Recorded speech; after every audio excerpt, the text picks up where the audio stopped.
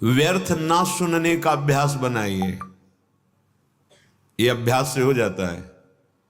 अगर मंत्राकार वृत्ति की अभ्यास है तो एकदम एकाग्र वृत्ति कीजिए, कोलाहल मचा है, बस केवल इतना है कि स्वर गूंज रहा है और अपना मंत्र सुनाई दे रहा, कोई शब्द अपना प्रभाव नहीं डाल पा रहा है। अभ्यास। जो अधिक बोलने का, अधिक सुनने का, प्रपंच का भाव कर लेता है, पूरा जीवन निकल जाता है, अनुभूत कुछ नहीं होता, कुछ नहीं अनुभव होता। इसी चमड़े को सजाने संवारने में पूरा जीवन निकल जाता है। बड़ा विनोद का विषय है। शूरवीर कहा करके कायरता का आचरण दिखाना, यह विनोद का विषय है। भगवत प्राप्ति का लक्ष्य करके चलने वाला उपासक माया के मनोरंजन में विश्राम मान लेना, शरीर सुख को विश्राम मान लेना। प्रपंच में क्या कर रहे हैं? बोले समय नहीं कट रहा था तो बैठे बातें कर रहे थे, ये खेल रहे थे, ये कर।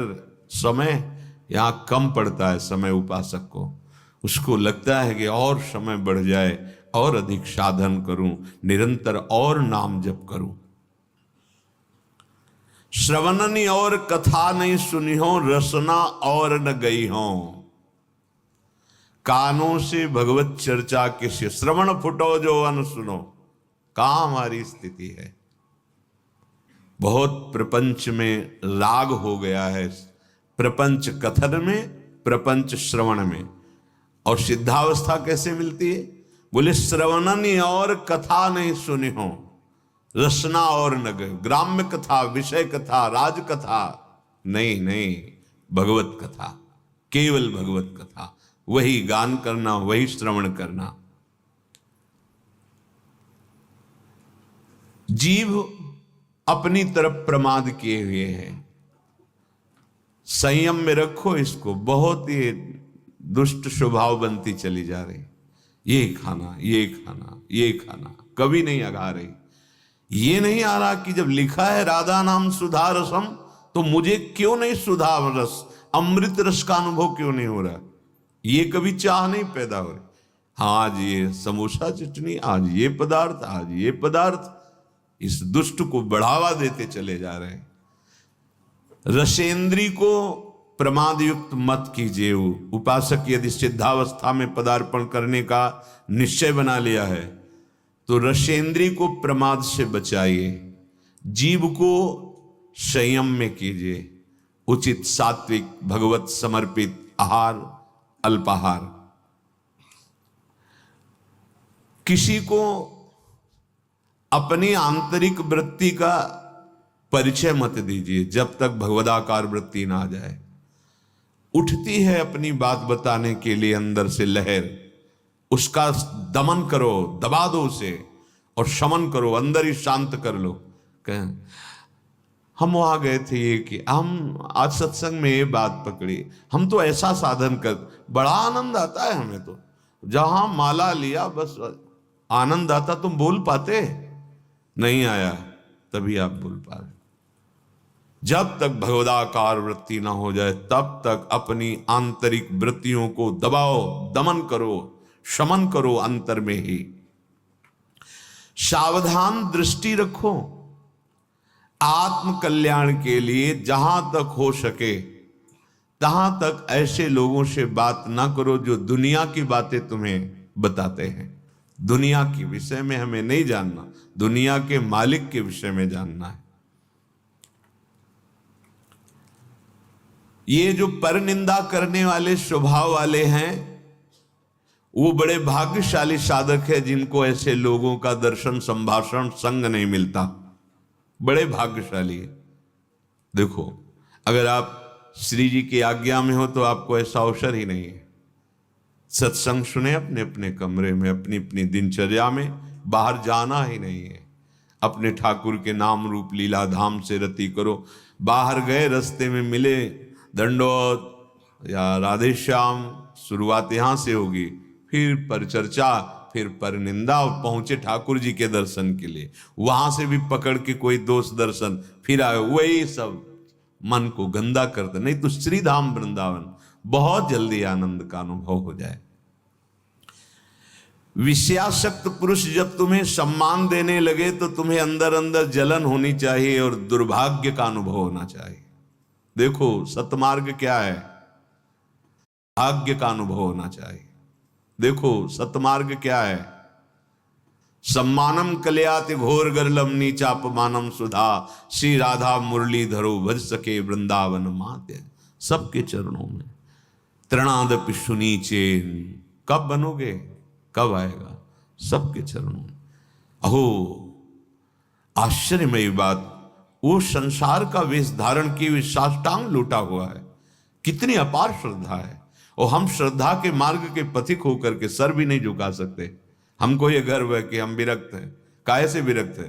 देहाभिमान से, विषयों से, किससे? वहां उसकी दैन्यता को देखो, वो साष्टांग लूटा हुआ पड़ा है।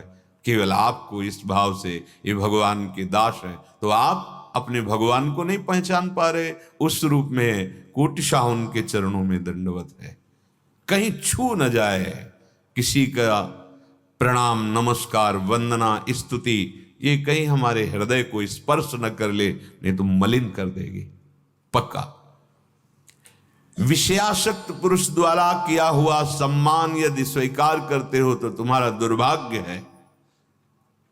हां, अगर कोई साधु कहता है भगवत मार्ग का कि अहोभाग्य तुम्हारे, बहुत सही, चलो आगे, तो हृदय में आनंदित होना चाहिए कि प्रमाण मिल रहा है कि मार्ग सही है, संत वचन मिल रहे हैं। विषयासक्त पुरुष जब सम्मान देता है और उपासक उसी को बटोरना शुरू कर देता है और सौभाग्य मानने लगता है, तो उसके जीवन से भगवान का महत्व खत्म हो जाता है। जो सत्संग से बना महत्व खत्म, देहाभिमान फिर वही जागृत हो गया, अपना महत्व। गान भले उनका करे, महत्व अपना स्थापित करेगा, नहीं तो चौथी भगत मम गुणगन करे कपट तज गान। केवल भगवत चर्चा मात्र से भगवत प्राप्ति, भगवत चर्चा श्रवण मात्र से भगवत प्राप्ति। कितने ऐसे उदाहरण हैं महापुरुषों के चरित्रों में। जो उपासक निकम्मा पड़ा रहना अपने को समझता है साधना, नहीं, सिद्धों वाले आचरण नहीं करना। उनकी भगवदाकार वृत्ति है।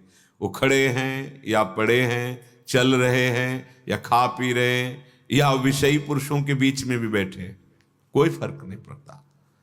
कर्माणि श्रुति बोधितानि नितराम कुर्वन्तु कुर्वन्तु मां गूढ़ाश्चर्य रसा सृगादि विषयान ग्रहणन्तु मुंचन्तु वा। जिस समय वो बहिर्मुख पुरुषों के पास बैठे हैं, उस समय वो भगवदानंद में डूबे हुए, एक एक वृत्ति भगवदाकार है। आप उनका अनुकरण न करें, उनके वचनों का अनुकरण करें, जो उनके वचन कह रहे हैं। जो ये समझता है कि अकेला में बस पड़े रहना, मांग के खा लिया, तो काम, क्रोध, लोभ, मोह, मद, मत्सर, ये ऐसे नहीं जीते जाते हैं। जीवन में उपासक के हृदय में आराम की तो कोई वृत्ति ही नहीं रह जाती। श्यामा श्याम नहीं मिले तो आराम कैसा? राम नहीं तो आराम कहां? नहीं, तब तक विश्राम नहीं। अरे ये बड़ा भारी युद्ध है, बड़े विपक्ष जोरदार हैं, इनको परास्त करना है। ऐसे नहीं कि कमरा ले लिया, पड़े हैं, खा रहे हैं, पी रहे हैं। केवल पड़े भी नहीं रह सकते ना तुम, क्योंकि एक क्षण बिना कर्म किए नहीं रह सकते। शरीर से पड़े हो, लेकिन अंदर की विकारग्रस्त वृत्तियां तुम्हें चैन लेने देंगी, तुमसे ऐसे असाधन करा देंगी, वो व्यर्थ जीवन हो जाएगा। इसलिए सदैव भगवत कार्यों में इस शरीर को खूब लगाए रखो। भगवत कार्यों में, जो ये सब भगवत कार्य हैं। अगर आप गृहस्थ में तो सब भगवत कार्य, विरक्त में तो प्रगट के भगवत कार्यों में प्रभु की सेवा संपादन करने के लिए पूरे शरीर की ताकत लगा दो। इसमें प्रमाद स्थिति नहीं। हम केवल भजन को समझते, एकांत बैठे तो भजन हो रहा है। अब देखो क्या हो रहा है, अंदर मनन करके देखो। अब जब हम श्रृंगार करते हैं तो देखो मन बुद्धि पूरा लगेगा, नहीं तो श्रृंगार बिगड़ जाएगा। जरा भी मन हटा तो श्रृंगार परिचय बताने लगता है प्रभु के श्री अंगों का, कि आज एकाग्रता पूर्वक प्रियता के भाव से नहीं किया गया है। जरा सी वृत्ति बाहर चली जाए तो आपका श्रृंगार बिगड़ जाएगा। पहले मनन होता है, आज ऐसे फूल बंगला बनाएंगे, आज ऐसी पोशाक होगी, आज ऐसी नथ होगी, आज ये मानसिक हो रहा है। फिर प्रगट में उसमें तन्मयता पूर्वक हो रहा है।